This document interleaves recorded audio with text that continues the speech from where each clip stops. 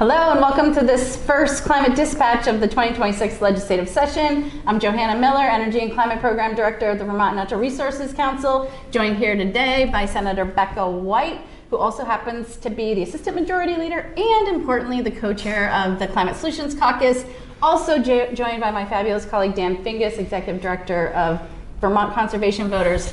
We're excited to launch this legislative session, and we're really excited to have the time of Senator White. The Climate Solutions Caucus just wrapped up their first meeting in this room. It was a packed room. We know that there are so many very big, very challenging things happening in this moment. And we are thinking about our fellow Vermonters and fellow Americans who are struggling with so much.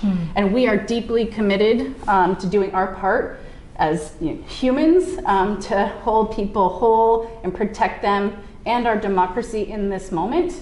At the same time, we know that climate action is really important. Getting off of fossil fuels, which are a global commodity that we are now potentially going to war for in Venezuela, as well as helping our communities become more resilient and adapt in a warming world. The implications of drought and flooding have hit our communities home and the public purse. So there's a lot, and we know that this legislative session is going to be incredibly challenging, but we're still really looking forward to making really meaningful forward progress on clean energy, climate, and affordable energy solutions. So really excited to have Senator White here with us today to just give us a little bit of a primer from your leadership lens on what you think we can expect and what we can be doing to help you and your colleagues on these important issues as we manage other really crucial issues. Yes. Well, thanks for having me be your first Climate Dispatch Person of the Year. That's a big honor. I think you said it really well, Joey, and that's how we started the Climate Caucus this year, was to say, I think folks are feeling a lot of heaviness, and to just show up and be talking about climate right now, I think is a step, and it's a step forward. Last year, our mantra was hold the line, because we saw a lot of proactive negative things coming at climate change with the attempted repeal of the Global Warming Solutions Act, and then a strange attempted statutory repeal of the non-implemented Affordable Heat Act.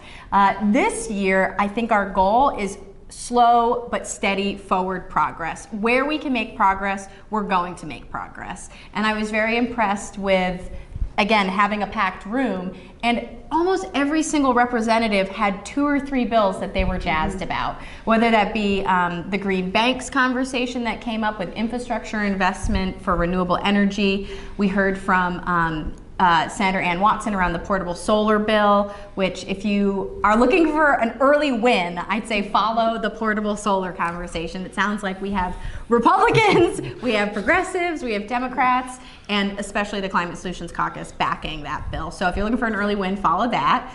We also heard quite a bit about transportation-related work that we can do.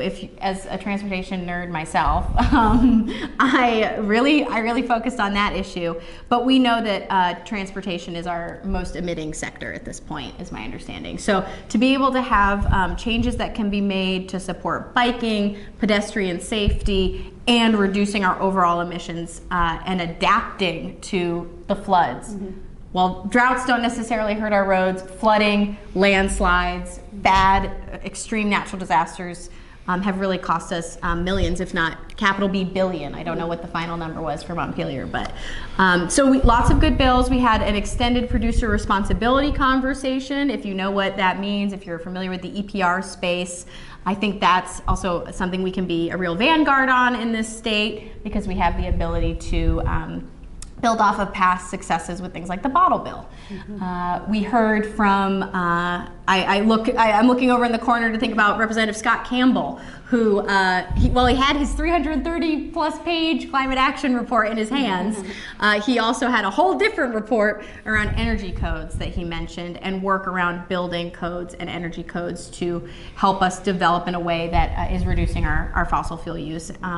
So I would say that we had a great conversation, and people are ready to get back into the fight, to be the person and the champion in their committee on these topics. And if you're someone who wants to help that, there's a couple of special days during the session where if you want to be a part of a big group and come and talk to your representative, you can do that. The youth lobby will be here later in the month. I think that'll be a big push. But everyone, please, if you get an alert, like an email alert, please respond to that email alert. Please send a note to your elected official, because if they're in the Climate Solutions Caucus, it's just going to be another plus to say I'm in the right space on this issue. I'm hearing from constituents. If it's someone who disagrees with the work that we're doing or has maybe heard the misinformation campaign around climate change in general, doesn't even believe in it, if they hear from a constituent, they may even be less vocal, if not switch their position. So it's very important, if you get an alert, if you get an action alert, that would be my biggest request for folks, is if you could please respond to those. We do read our emails, so. Well, you definitely. I do, I read my emails. And you respond great. Well, thank you for being with us. Thank you for being the co-chair again of the Climate Solutions Caucus. Obviously, Representative Molly Burke is your other co-chair, and the leadership and the way that you're able to. There are lots of bills and there's lots of excitement right now, and I'm just excited for you all to help lead towards some victories this year, and help the rest of the caucus understand that while there's a lot of other challenges in the world right now, we can still move forward on climate. So. In that vein, we actually are launching next week the Common Agenda, the Environmental Common Agenda. Yeah. This year we had 22 groups that signed on, and so we have a webinar next week, Thursday, January 15th at noon, for all of you to join us and learn about the Common Agenda, learn about the ways that we can move forward in this year. So please register for that, join us, learn about how much we can do this year, the exciting things that we're working on, and then raise your voices. Thank you. Thank you, Joey, always. Thank you. Keep on. Yay.